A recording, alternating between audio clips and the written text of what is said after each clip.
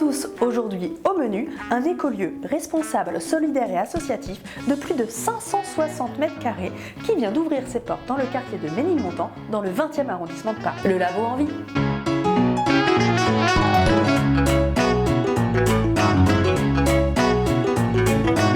Ce tout nouveau labo se veut être un démonstrateur des possibles en matière d'économie circulaire et solidaire, aussi bien dans sa conception, sa construction que son utilisation. Son architecture est en effet le reflet même de A à Z des valeurs environnementales portées par son maître d'ouvrage, la Fédération Envie.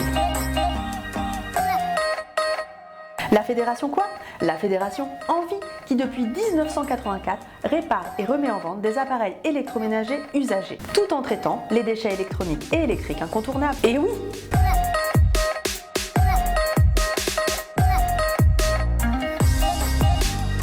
Initiateur du Green Friday en 2017, pour faire court l'anti-Black Friday, Envie souhaite sensibiliser les citoyens à une consommation responsable et pour ce faire a décidé d'aller encore plus loin avec un chantier école d'un nouveau genre.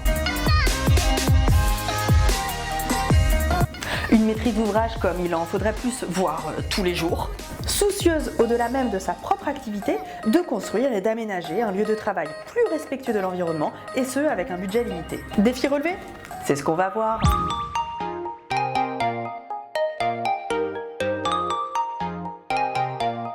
Alors, c'est quoi l'idée, enfin le programme? Vous savez, cette chose indispensable en préalable du projet pour pouvoir fabriquer une belle architecture. Pourquoi je vous en parle? Parce que là, le programme établi a été validé en concertation avec les associations locales. Ça paraît bête, mais ce temps de dialogue avec les personnes qui vivront le bâtiment devrait être un passage obligé pour mieux comprendre les futurs usages du bâtiment et donc qui, que, quoi construire.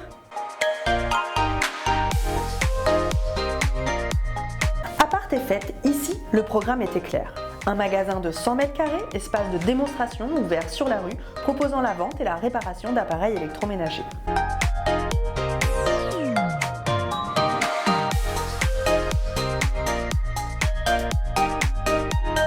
Un espace d'animation accueillant des ateliers pratiques autour de la lutte contre le gaspillage.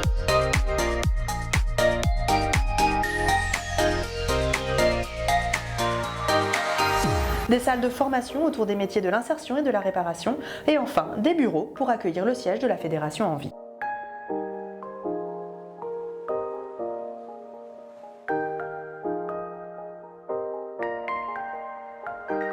Pour construire tout ça, la Fédération Envie s'est entourée d'une belle équipe. L'agence d'architecture Urban Act pour la conception générale du bâtiment, le studio IDAE pour l'aménagement intérieur, l'entreprise générale UTB pour les travaux, et enfin le bureau de contrôle APAV.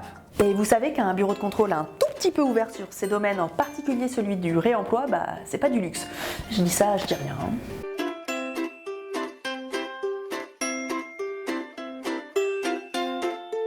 Alors, comment construire un bâtiment frugal aux exigences environnementales affichées tout en faisant des économies de matériaux et d'argent? Pour la base, le plus de matériaux biosourcés possible, avec ici 70% de la construction en ossature bois issue de forêts PEFC. Vous connaissez? Il s'agit d'une certification donnée aux forêts gérées durablement.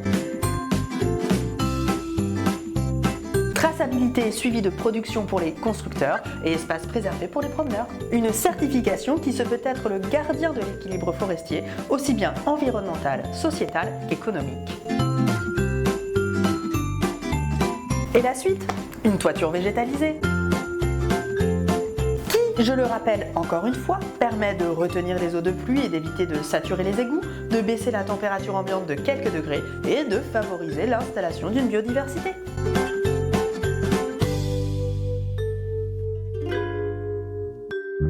Et elles sont où les économies là? Les voici. Définition brute. Des structures métalliques utilisées telles quelles permettant de répondre aux besoins de manutention et de robustesse. Peu de peinture en règle générale, ou quand il y en a de la peinture circulaire faite à partir de vieux pots de peinture. Incroyable. Et pourtant si simple. Peu ou pas de revêtement de sol ou muraux, pas de faux plafond, pas de plainte, pas de coffrage, pas. Et bim! Plusieurs tonnes de matériaux économisés.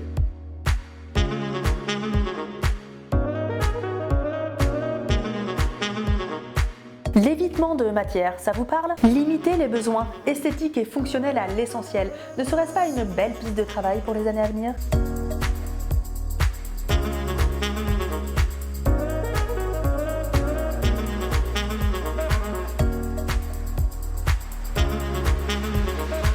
Deuxième piste, privilégier le réemploi. Alors c'est pas nouveau, mais ça se développe enfin de plus en plus. Un petit listing de ce qu'il est possible de faire en réemploi? Vous allez pas être déçus du voyage. Commençons par les façades. Le bardage bois extérieur est issu de fin de stock d'autres chantiers de l'entreprise Générale.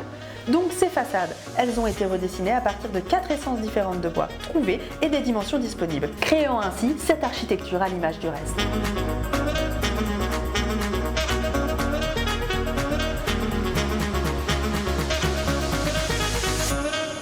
Autre exemple, la cloison séparative bureau-magasin. Réalisée avec 39 hublots de machines à laver, des anciennes fenêtres et des poutres en chaîne de 1910. Le tout conçu par les architectes et fabriqué dans la menuiserie La Remanufacture. Des briques issues d'une déconstruction à Aubervilliers trouvées via la plateforme Cyclup ou Cycle Up. Des WC et appareils sanitaires provenant tout droit de l'ancienne école centrale à Châtenay-Malabry grâce à l'association Réavis et Fage Aménagement.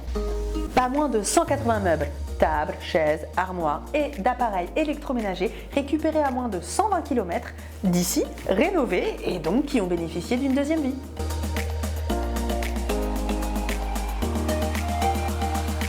Des moquettes, des carrelages, des radiateurs issus de fin de stock toujours, et encore de nombreux éléments récupérés via des réseaux associatifs comme Emmaüs, tout bonnement.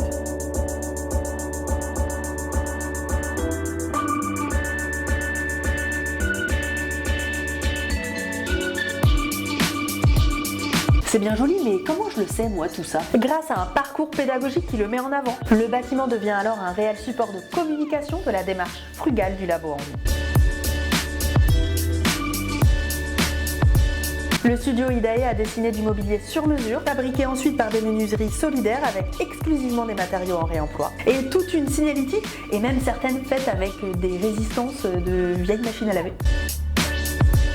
Des balises renseignant sur la provenance des matériaux et objets.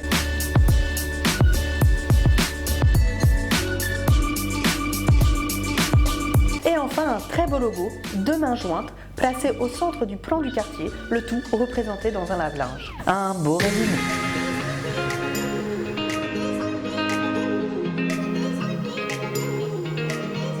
Je parlais d'un chantier école au début, car Envie a fait réaliser un bilan de circularité afin d'évaluer les réels résultats, mais surtout de partager son retour d'expérience. Quesaco, une étude permettant de quantifier les éléments neufs, recyclés, en réemploi, ainsi que leur provenance locale, nationale, internationale, et de comparer tout ça avec un scénario de construction 100% neuf.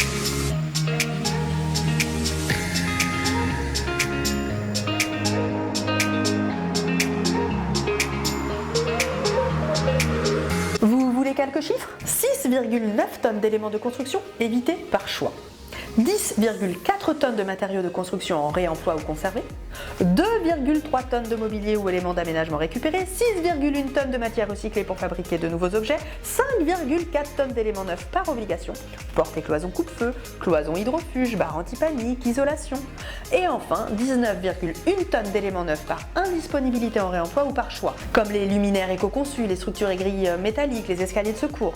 C'est ainsi que 19,6 tonnes d'éléments auraient été économisés, soit 45% du bâtiment. Et là je vous parle en poids, mais pas en nombre de variétés d'éléments, parce qu'à ce moment-là on dépasse largement les 45%. Et ça c'est sans parler de l'aventure humaine, chantier éducatif, chantier de réinsertion, et ça c'est clairement du positif.